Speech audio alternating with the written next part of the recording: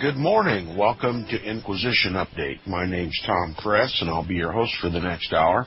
You're listening to FirstAmendmentRadio.net. Thanks for tuning in. We're going to continue in the book, try to make a little more progress this morning in the book, The Ark and the Dove by J. Moss Ives. And yesterday we discussed this printed debate between Charles Carroll II, the second Charles Carroll, the son of Charles Carroll I, and Delaney.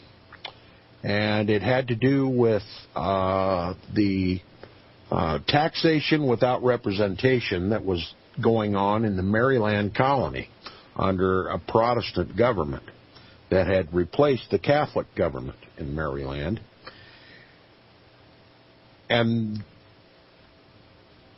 it was a straw man type of debate to make a point that applied to Maryland, but even larger applied to the colony's relationship to England. Taxation without representation, a phrase coined by Charles II in this debate, and it gained him so much popularity in the Maryland colony that they named him first citizen. He was recognized as the first citizen of Maryland. And this set the stage for the Revolutionary War. They brought the idea of taxation without representation to the colony. When the colonial government of Maryland decided to begin taxing the people to help support the established church, which was the Church of England, first in the Maryland colony. Prior to this, religious liberty was the byword, and there was no state sanction or support for any church. But during the Protestant uprising, the replacement of the Catholic government, the Protestants bringing to the colonies the conflicts that were going on in England, the religious conflicts between Protestantism and Jesuitism or Catholicism, a very, very bloody and bitter Protestant uprising in Britain. It was that conflict was translated to the colonies, and it focused in Maryland. And the Protestant uprising replaced the Catholic government. And with that replacement came the established Church of England. And they imposed taxes upon the citizenry of Maryland to help support the clergy of the Church of England. For the first time, a state-sponsored church in the colony. And there were other forms of taxation imposed upon the people by this Protestant government, and that was made an issue in this debate between Charles II and Delaney. But it had a greater aim, and that was to bring home the idea that England was basically doing the same thing to the colonies that the Protestant government was doing to the Maryland colonists. And that set the stage for the Revolutionary War. And continuing where we left off yesterday, when the revolution broke out, Delaney joined the Tory camp, and in the meantime, Carroll became a popular idol. Yes, Charles II was idolized in the Maryland colony and all over the colonies because he was the one who helped organize the colonists into revolt, as we're going to find out further in the reading here. He said letters of thanks came to him from the members of the assembly and from the freemen of several of the counties. The citizens of Annapolis came to him in a body and expressed their gratitude. In recognition of his first letter, there appeared a communication in the Gazette signed by independent Whigs thanking him for having spoken with an honest freedom, and saying that they had for a long time impatiently waited for a man of abilities to set forth and to tell our darling ministers of the evils they had brought upon the community. Speaking of the Protestant government and their levying of taxes without consulting the citizenry. And it says, William Hand Brown says that in his contest, Carroll, quote, according to the popular opinion which regarded him as a champion of freedom against prerogative, gained an overwhelming victory, unquote. His letters, according to McMahon, were, quote, political essays of a high order, taking a wide range through the doctrines and constitutional liberty, evincing much research, abounding in happy illustrations, and often pointed with the most caustic satire, unquote.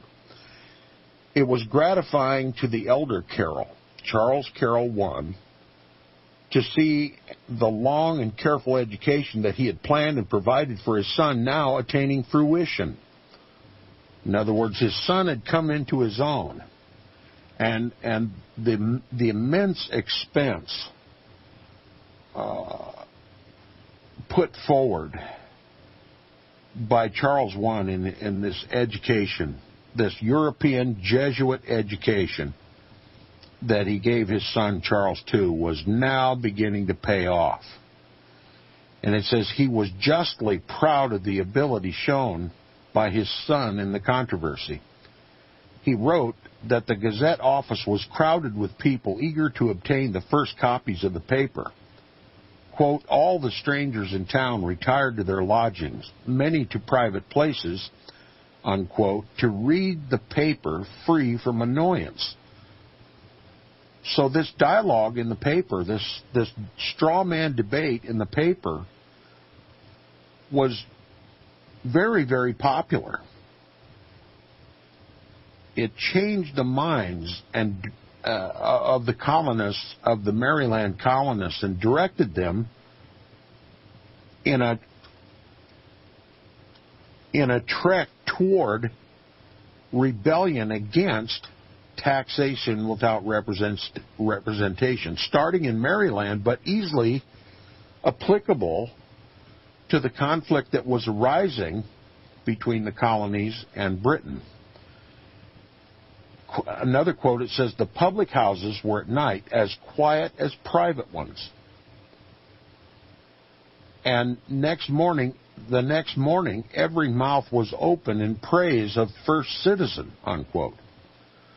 So it sounds like, everybody was busy reading this paper, reading this dialogue that took place between Charles Carroll II and Delaney. It was the talk of the town. As a matter of fact, it was so important nobody was talking. They were busy reading. Okay? Now, Charles Carroll I writes this of his son. Quote, a gentleman told me as you appeared at the county court on Friday that the whisper immediately ran, quote, there's the first citizen, unquote, and that every eye was fitted on you with evident marks of pleasure and approbation, that many said that they did not know which to admire most, your strength of reasoning or your calm and gentlemanlike style.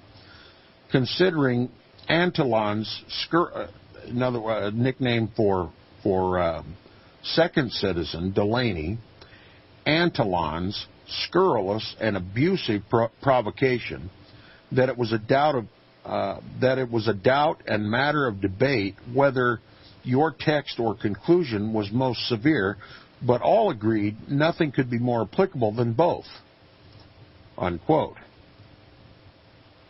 So this is reflecting how positively Charles II was being received by the public. He was the talk of the town. He was the talk of the colonies.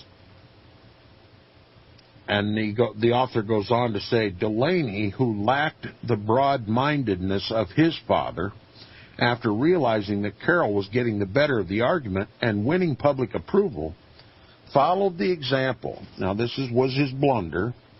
He followed the example of his father's client, Dr. Carroll, and took refuge behind the discriminatory laws against Catholics. He attempted to discredit his opponent by calling attention to his religion. Now, this strategy failed. This was about taxation without representation, and Charles Carroll, too, was winning the debate, and Delaney departed from the issue at hand and just attacked him personally, attacked First Citizen personally on his religious beliefs in order to dismiss him or to discredit him, and it backfired. And here's the quote. It says, after all, now this is Delaney speaking of Charles Carroll too, or rather Second Citizen criticizing First Citizen. After all, who is this man that calls himself a citizen? Who is he? He has no share in the legislature as a matter of any branch. He is incapable of being a member. He is disabled from giving a vote in the choice of representatives by the laws and constitutions of the country on account of his religious principles, which are distrusted by those laws. He is disabled from any express resolve from interfering in the election of members of the same account. He's not a Protestant. So Delaney tried to dismiss his challenger, First Citizen, by just placing him under Protestant interdict against Catholics. Tried to do what his father did to Charles Carroll. Place him under the ban that was the ban against Catholicism that was exercised in Britain. Put him under those restrictive laws. In other words, tried to make his word not worth all the accolades that it was receiving because he was Catholic. He wasn't Protestant. And it says, when Delaney fired his last shot, he thought to finish his opponent. An appeal to bigotry had served its purpose before, but it failed this time. Charles Carroll was invulnerable to an attack of the kind Delaney had made upon him. In regard to the injustice of the disabling laws against Catholics, these were the laws put in place in Britain to suppress Catholicism and to try to put down the Catholic revolutions that continually tried to overthrow the Protestant throne in Great Britain. In regard to the injustice of the disabling laws against Catholics and the votes of previous assemblies against his co-religionists, Carroll said little in his reply.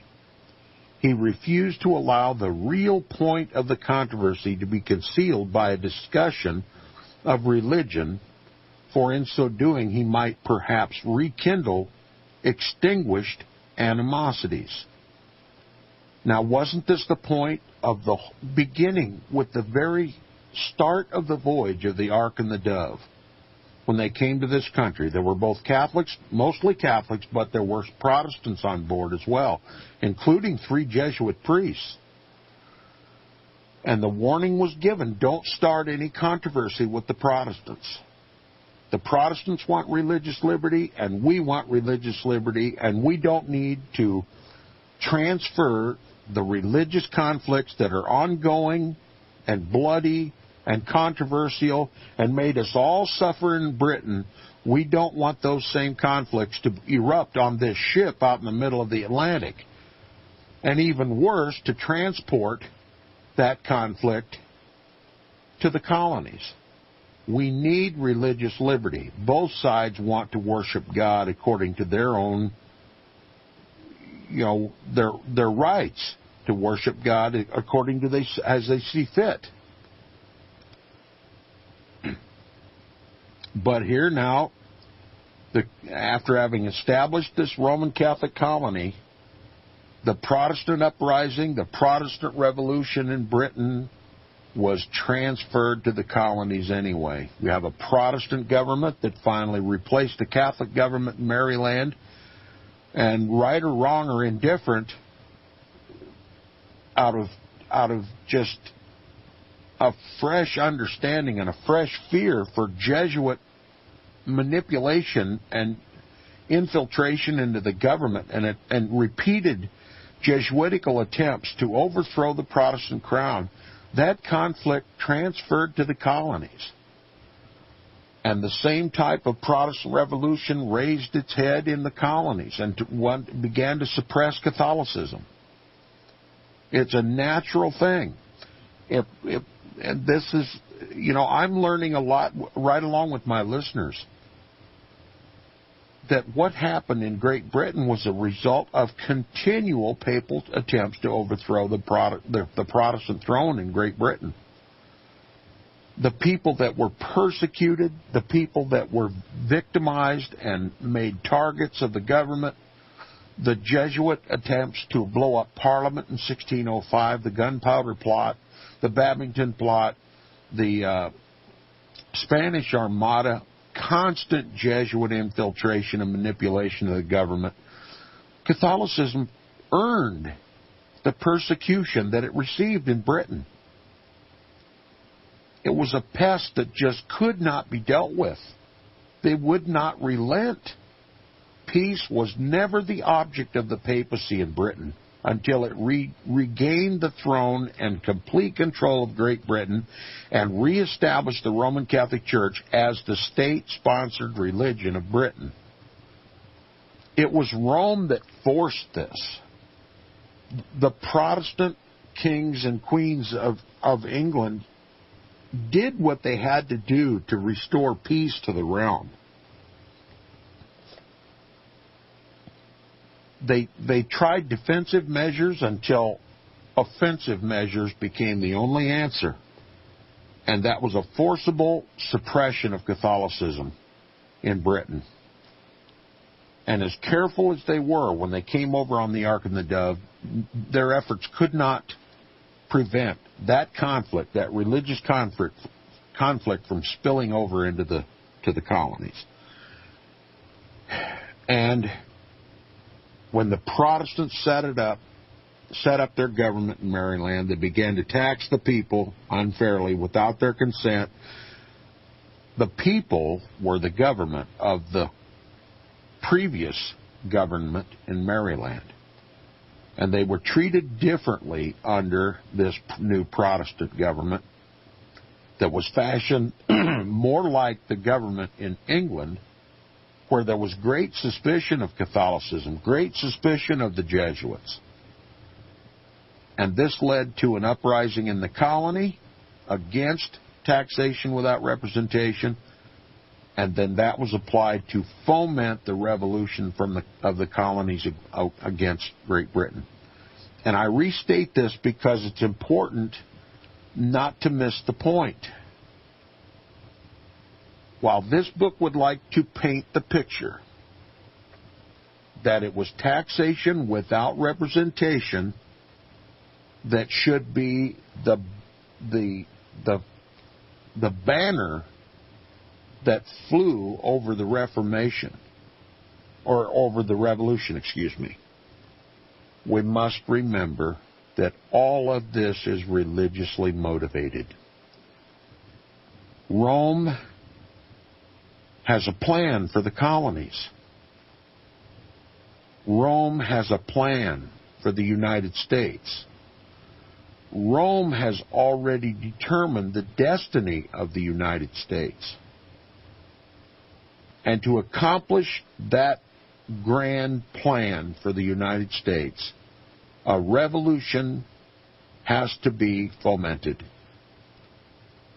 And we're going to see that the Protestants in Britain had much legitimate reason to fear and loathe the Jesuit order.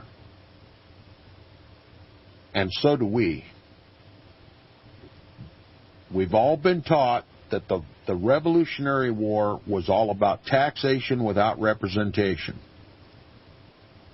But it was all about Protestantism versus Catholicism. If we miss the religious motivations behind the Revolutionary War, then we continue to be blinded about what happens in our country today. Because what drives politics in the United States today is that age-old, permanent desire of the papacy to rule not only Europe but the rest of the world, including this country, this hemisphere. Now let's go back where we were. It says, on behalf of the disfranchised Catholics of Maryland, he simply said, "We remember, yet we forgive." To the question of who is this man, Carroll replied, quote, "A man of an independent fortune, one deeply interested in the prosperity of this country, a friend to liberty, a settled enemy to lawless prerogative," which is the term they give to the Protestant government of Maryland that just arbitrarily began to levy taxes without the representation of the people. He calls this lawless prerogative. Okay? And he says, what my speculative notions of religion may be, this is neither the time nor the place to declare. My political principles ought only to be questioned on the present occasion. Surely they are constitutional and have met, I hope, with the approbation of my countrymen, unquote. So now the focus is shifted away from religion, conveniently, and on to politics. And Carroll says, I want to be judged upon my politics, not my religion. Let's get back to the point. This is about taxation without representation. Never mind the Catholic-Protestant dispute. You see what's happening? They're taking the focus away from what really is motivating the Revolutionary War. What was really motivating politics in Maryland was religion. They simply changed it to a battle over taxes and levying taxes without the representation of the people. All right. Now, quote, I have not the least dislike of the Church of England, wrote Carroll in another communication, which is an abstract lie. They despised the established church in the Maryland colony. They despised the idea that the Protestant uprising overthrew the Catholic government in Maryland. This is disingenuous. His statement that he has not the least dislike for the Church of England. He says he wrote in another communication, quote, though I am not within her pale, knaves and bigots of all sects and denominations I hate and despise, unquote. Now, we've come up on the break. We'll return with the reading of The Ark and the Dove by J. Moss Ives and our attempt to understand the fomentation of the Revolutionary War. We'll be back right after the break. You're listening to Inquisition Update on First Amendment Radio.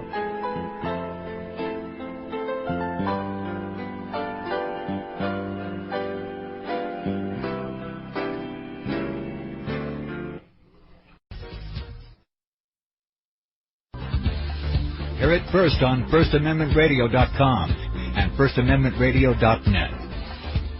I know you all want answers, and believe me, so do I, and I'll do my best to get them. Have you seen the Left Behind movies? Have you read the Left Behind fictional book series? Not everyone believes Left Behind is true prophecy. Some may even regard as conspiratorial the mainstream re-release of the Left Behind movie with actor Nicolas Cage portraying the main character as an attempt to further reinforce in the minds of all this perception of false prophecy in order to condition the masses for the play about to begin. Because they see the world stage shaping to fulfill what they have been led to believe is sound biblical interpretation, a left-behind rapture scenario, this false view of prophecy is reinforced in the mind, not only of its adherents, but also includes those who have been merely exposed to the specific media. Is it possible that false prophecy can be fulfilled? The rapture theories have always been in dispute. Pre-trib, mid-trib, and post-trib disputes have risen up in exclusively evangelical circles of recent history, so that when true believers don't suddenly disappear, this element will easily go by the wayside when all see a new Jewish temple begin to be built. Will this be part of the great delusion that will come upon the whole earth? It seems that this great prophetic delusion has already overcome practically the entire American evangelical and Christian world. Get the book, The Rapture Will Be Canceled. To learn more, visit crosstheborder.org. That's CROSS, crosstheborder.org.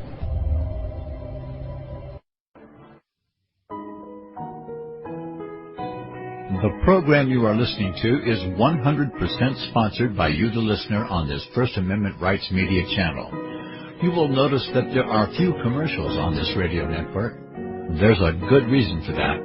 Corporate advertising dollars come with strings that limit program content. So without your help, these programs cannot continue on satellite, internet, or our several affiliates. If you benefit by the educational law programs, we ask you to give. If you are admonished or nurtured by the Bible and ministry programs, we ask you to give. If some voice a cause that you are passionate about, we ask you to give. If you believe in any of these, we ask you to support them as you would a missionary on a continual basis, as if giving a tithe for missionary radio. These programs are not commercially viable and must be supported by those faithful to the cause of truth.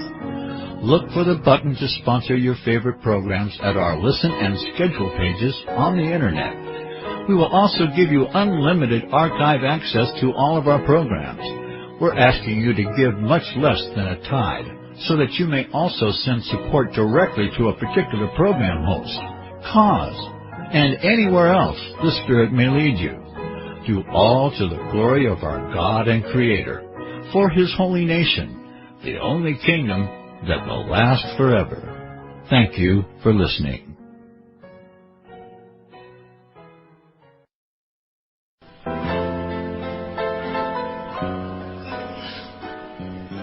Welcome back to the second half hour of Inquisition Update on FirstAmendmentRadio.com.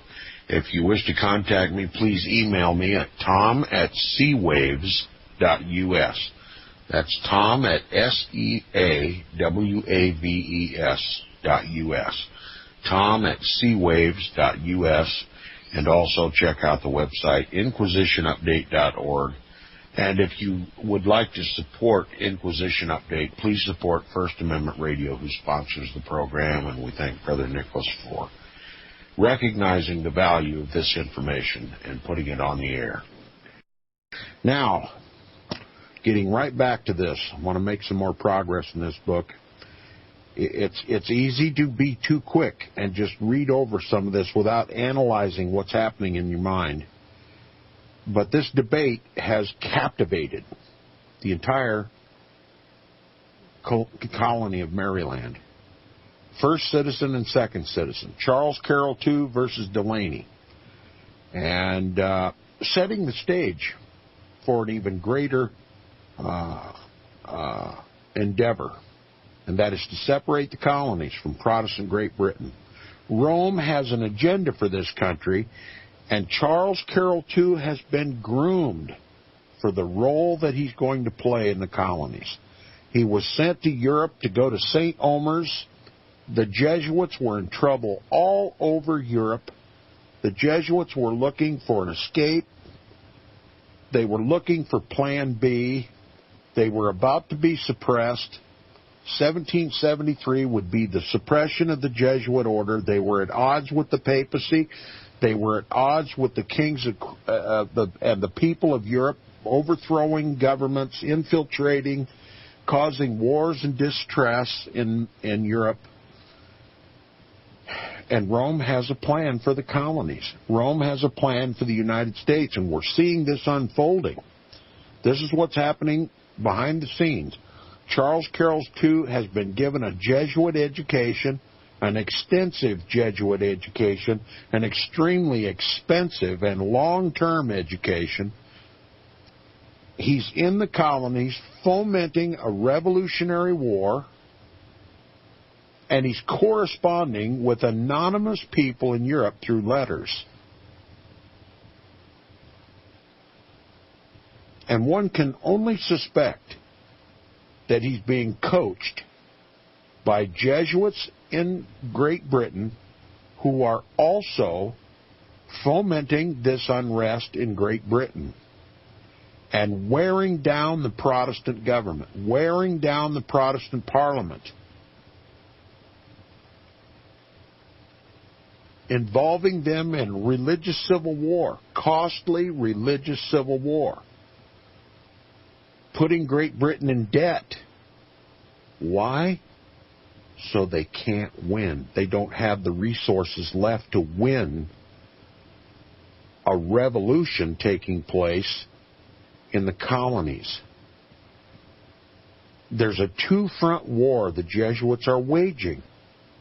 They're waging a war within the colonies to breed a sentiment of revolution against Great Britain, and they're also working across the Atlantic in Great Britain,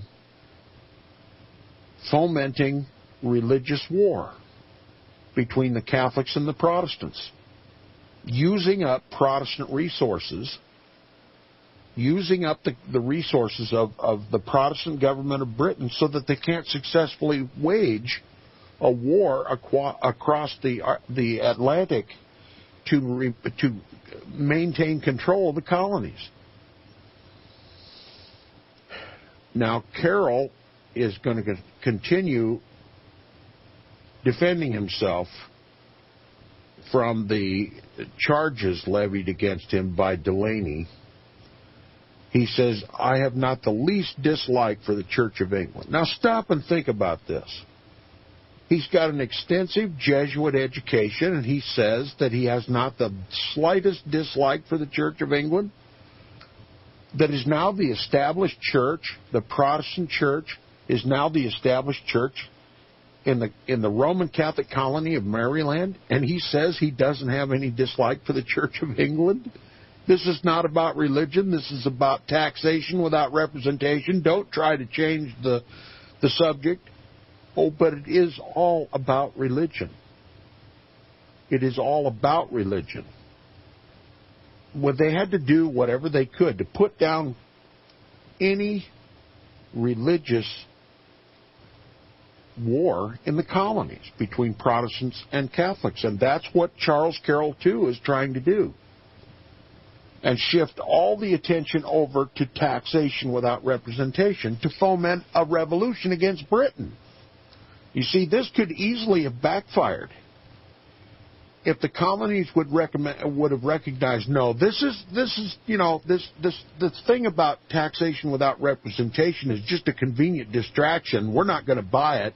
What this is about is the same conflict that's taking place in Europe and Great Britain. This is Roman Catholicism trying to rule the world, and it's trying to ruin the colonies, trying to get control of this country.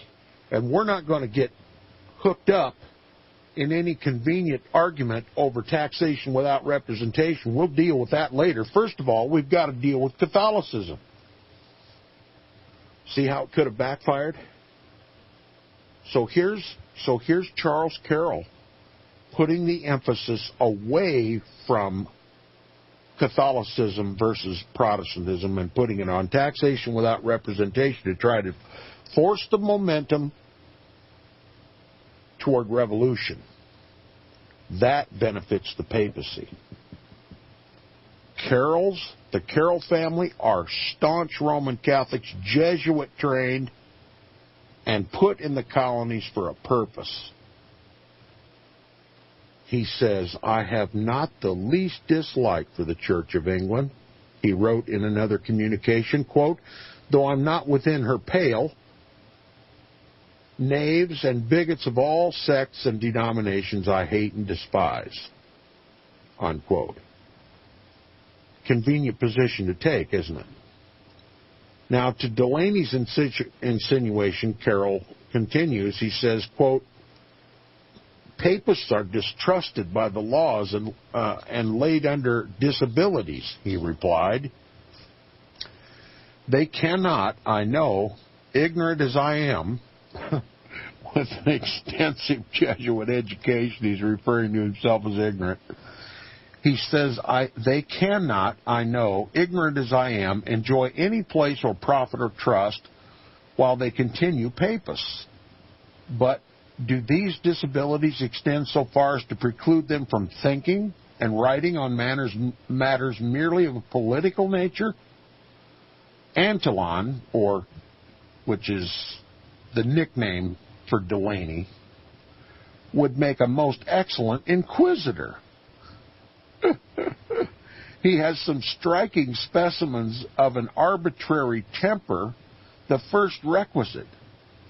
He will not allow me freedom of thought or speech. Now, look, this ought to make the hair stand on the back of your neck if you know anything about Roman Catholicism. Here we have a Jesuit-trained Roman Catholic calling Delaney, insinuating that Delaney would make an excellent inquisitor. Now, if you're sharp, you realize that this is an admission that the Inquisition of the Roman Catholic Church, the papacy against Protestants and against all non-Catholics during the Dark Middle Ages, was ruthless. But that's not the impression we're supposed to get from this. We're supposed to, take Rome's sins and apply it to this Protestant Delaney. Okay? Now, there might have been a lot wrong with Delaney. Don't get me wrong. I'm not sticking up for Delaney. I'm trying to show you the motive of this Catholic. Charles Carroll, too. He's applying the atrocities of Roman Catholicism, the Holy Roman Inquisition, against Delaney. And he has some striking specimens of arbitrary temper. That describes the papacy and the inquisitors. This is coming from the mouth of a Roman Catholic. And it says the first requisite is his arbitrary temper. He would not allow me freedom of thought or speech. The papacy forbid freedom of thought and freedom of speech. This is the Catholicism that Charles Carroll too practices, although it has taken on a completely different face in the colonies. In the colonies, these Catholics are all about religious liberty, even allowing the Protestants to have, equal voice in the government and no persecution. Everybody can worship as they please. No restrictions to speech, no restrictions to the press. I mean, these Catholics in the colony of Maryland are allowed to violate every Catholic canon law. The Catholic government in Maryland in no way appeared anything like Holy Mother Church. That's the point we need to emphasize. That the entire Catholic colony of Maryland was so contrary to Roman Catholicism as it was in Europe and Britain as to be shocking. And one simply has to realize that this was allowed for a purpose. Why wasn't the papacy clamoring for an overthrow of this apostate, heretical, schismatic Roman Catholic government? Because they were behaving nothing like a Roman Catholic government. Rome was silent because Rome was part of the plan. And here we have this brazen audacity of Charles II applying to Delaney all the negative characteristics of the papacy. And it says, Delaney, in an attempt at sarcasm, unwittingly hit upon a truth. When he said that First Citizen had been a pupil at St. Omer's, the best seminary of the universe of the champions of civil and religious liberty. That's how he quoted. That's the quote. Listen to this again. This is how he described St. Omer's. Now, this is sarcasm like you wouldn't believe. He's describing the Jesuit school at St. Omer's where Charles II went to school. He said, the best seminary of the universe of the champions of civil and religious liberty, unquote. Now, if you're having trouble doing the math, this is St. Omer's. This is a Jesuit school. There is no civil or religious liberty in Jesuit education. This is papacy all the way, Roman Catholic canon all the way, Tridentine Catholicism to the hilt, authoritarian, theocratic, papist government. The vicar of Christ, the replacement of the Son of God on earth, and every eye should see, and every knee should bow, and every tongue should confess that the Pope is God. That's a Jesuit education, and that's what Charles Carroll II obtained at St. Omer's. And Delaney knows full well what kind of an education he got. He's a papist, a rabid, empire-seeking papist. And Delaney knows it. And he calls St. Omer's the best seminary in the universe for the champions of civil and religious liberty. Now that speaks volumes to me. Delaney knows all about St. Omer's. And Charles Carroll is trying to divert attention away from his Jesuit education and focus all the energy back on this argument about taxation without without representation, because we've got a Revolutionary War to fight for the Pope. Delaney, like many others before and after his time, had little conception of real social philosophy as taught by the ancient schoolmen and interpreted by the Jesuits, which the English historian Green said forms the theory of modern democracy. Now, do you see any contradiction here? That Roman Catholicism, the Jesuit fathers of the Roman Catholic Church, have created the theory of modern democracy?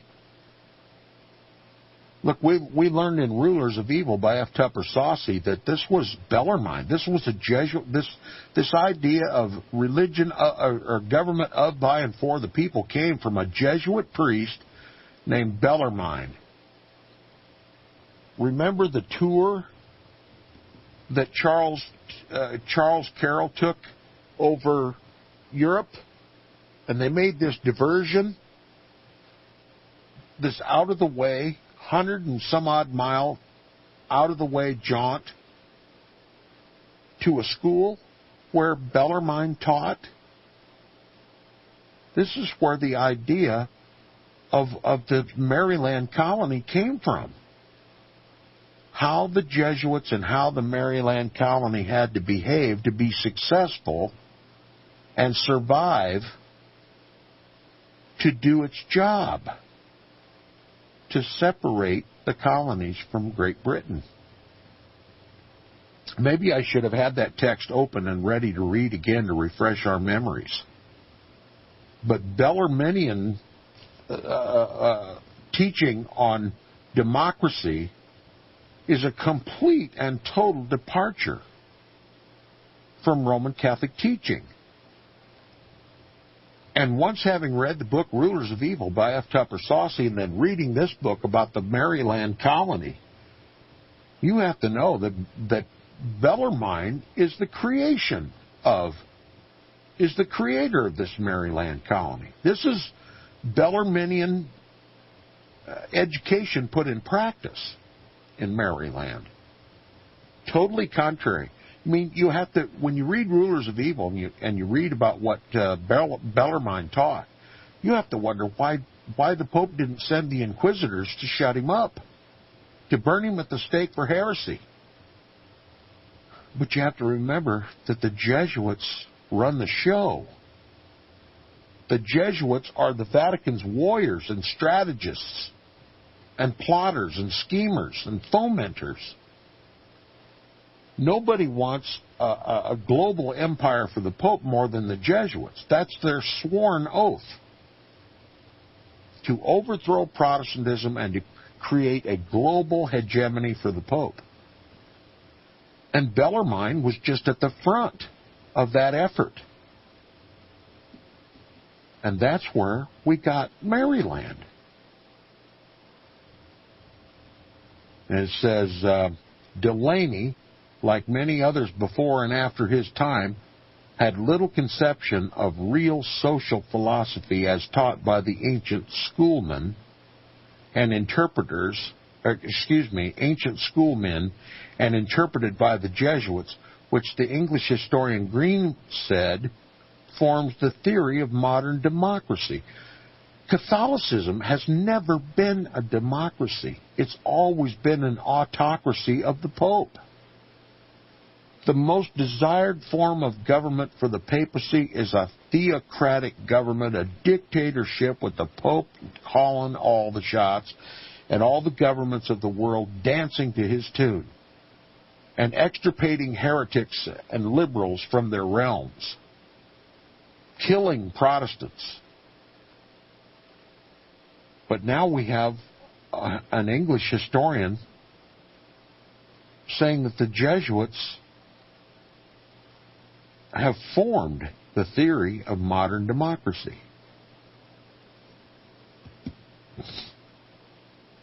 You just have to realize that this is all a Jesuit strategy. And they're allowed dispensation from the Pope to depart from the standard practice of Roman Catholicism for a purpose, for a time. And that purpose is to get control of Protestant United States of America, to out-Protestant the Protestants, to out-liberty those who love liberty, for a purpose, for a time. That purpose, in my estimation, has been achieved, and the time is over.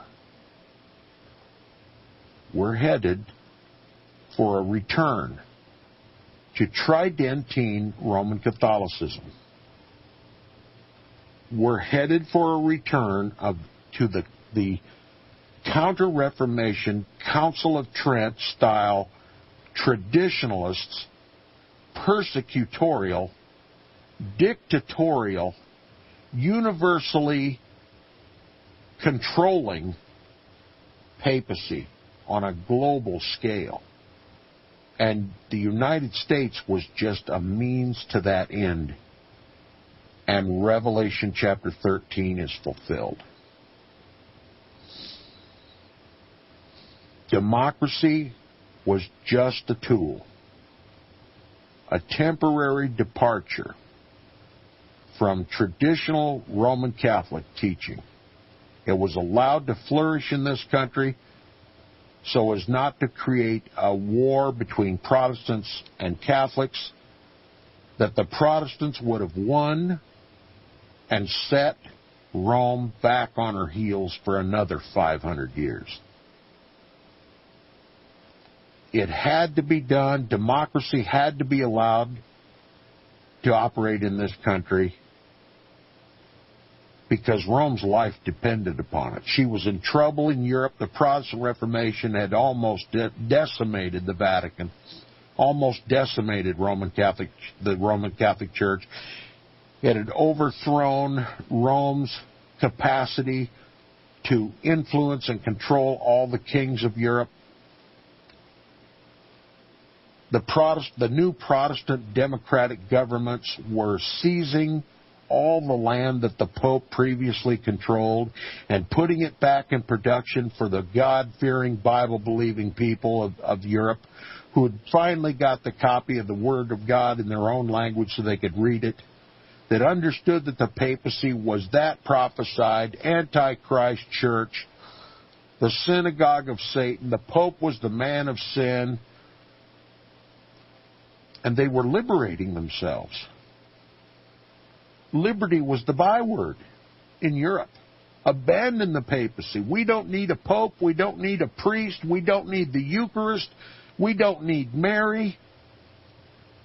We have liberty in Christ Jesus. We know him now because we've read his book. We're going to overthrow this papist government, despite all the efforts of the Jesuits to restore it to the Tridentine form. And we're going to have liberty. So the Jesuits had to learn liberty real quick. And what did they produce? Bellarmine. And Bellarmine was the source of the education that Charles Carroll II received. We've got to appear more libertine than the Protestants. So here's what we're going to do. We're going to start a colony, and we're going to have liberty for a time, for a purpose. But when that purpose is achieved and that time is up, we're going to rout Protestantism, because that's our job. We're Jesuits. Our job is to extirpate the Protestants from off the face of the earth and to achieve a global dictatorial hegemony for the Pope. And that's what they do. And they've got Satan's help to do it. Through sorcery, through idolatry. Satan gives them all the help he can muster. And we're seeing the culmination of all of these efforts right here in our country today. We're going to lose our religious liberty because we tolerated Antichrist running our government. And Rome's going to do what she always does: extirpate heretics. See you tomorrow. John Daniel will join us and discuss this book further.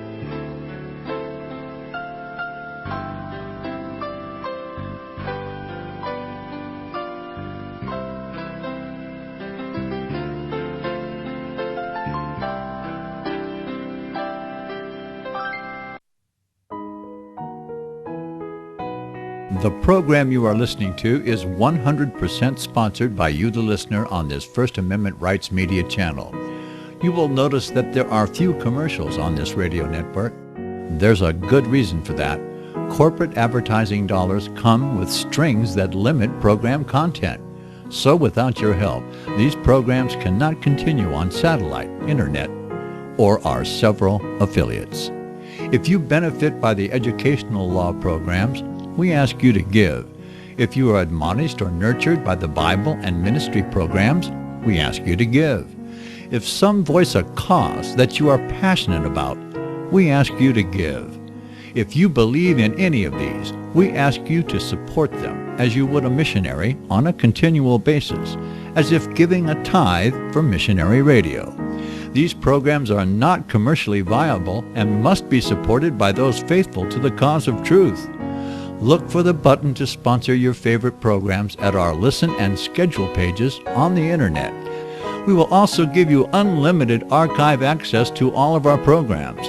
We're asking you to give much less than a tithe, so that you may also send support directly to a particular program host, cause, and anywhere else the Spirit may lead you.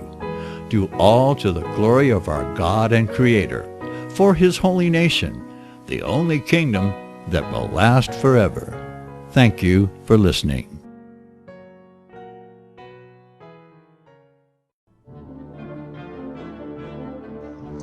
Visit crosstheborder.org, CROSS, crosstheborder.org, to get your print, EPUB, or PDF version of Nicholas Arthur's new book titled When the Third Temple is Built. That's crosstheborder.org. When it comes to prophecy today, much of the evangelical Christian world has their eyes on Israel, waiting and watching to see when the third temple will begin to be built. The plans are drawn, the Jewish people are eager. Most evangelical Christians today believe that the rapture will happen before the third temple is built. Hi, I'm Michael Eugene. I was taught that Daniel's 70th week was in the future. Is that really what the Bible teaches? Have we searched the scriptures and found this to be true? Why is it so important for a re-established Israel to build a third temple in Jerusalem? Is it necessary to build a temple on the same location already occupied by the Dome of the Rock? Is it necessary for sacrifices to take place in the temple on Temple Mount? Is there really a rapture followed by 7 years of tribulation? What is the New Testament temple? Can we identify history and prophecy? Who is the first beast in Revelation chapter 13? Who are the 7 kings in Revelation 17? I have asked all these questions, and I have found Nicholas Arthur's new book, When the Third Temple is Built, answers all these questions and more using Scripture to interpret Scripture. The Bible says that no prophecy of Scripture is of any private interpretation. Nicholas shows us in his new book, When the Third Temple is Built, how the Bible interprets prophecy and not man's private interpretation.